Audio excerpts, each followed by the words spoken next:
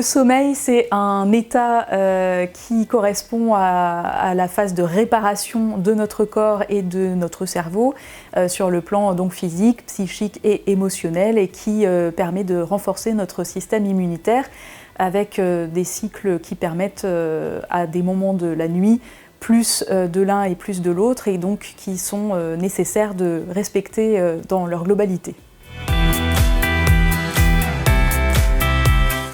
On dit que le sommeil donc est réparateur ou récupérateur lorsqu'il permet d'être en bonne forme le lendemain, d'avoir des bonnes performances physiques, par exemple pour la pratique sportive, et intellectuelle, par exemple pour le travail, et permet d'améliorer l'humeur, en tout cas pour une personne sans problème particulier.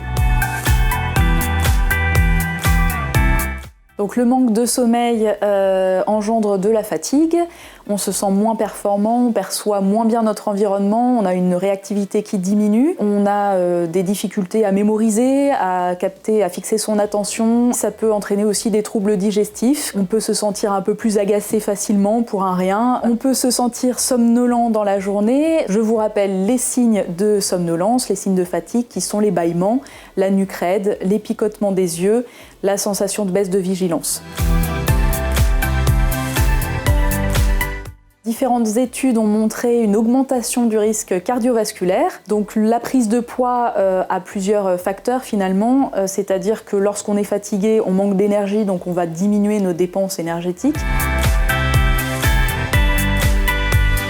Les facteurs environnementaux peuvent influencer le sommeil, certains de façon négative, en ralentissant l'endormissement et en diminuant la qualité du sommeil, comme le bruit qui est perturbateur, l'exposition donc aux lumières intenses avant de se coucher, par exemple aux écrans, et puis à l'activité physique intense dans les 2 heures précédant le coucher, puisque ça augmente la température corporelle.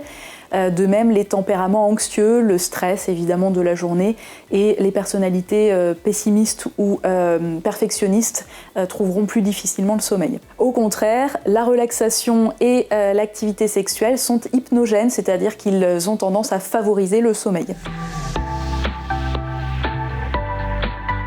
On peut évidemment conseiller de dormir dans une chambre au calme, dans l'obscurité, avec une température ambiante entre 17 et 19 degrés, faire diminuer sa température corporelle, s'allonger, de se mettre au lit uniquement pour le sommeil et les activités sexuelles, puis d'éviter évidemment les repas lourds et tardifs. Il est important d'éviter les drogues, se coucher au premier signe du sommeil, de se lever à des heures régulières, à une demi-heure près en tout cas. La sieste, effectivement, apporte des bénéfices, notamment si elle est pratiquée de façon régulière, idéalement tous les jours.